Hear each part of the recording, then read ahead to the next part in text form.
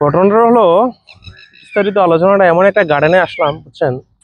মানুষ দুইজন ঠিকই, কিন্তু টিভি টিভি বাজা খাওয়ানোর মতো মুড নেই। আর দ্বিতীয়ত হলো, গার্ডেনটা দেখার মতো অনেক সুন্দর, যদি পাশে সুন্দর একজন কেউ থাকতো।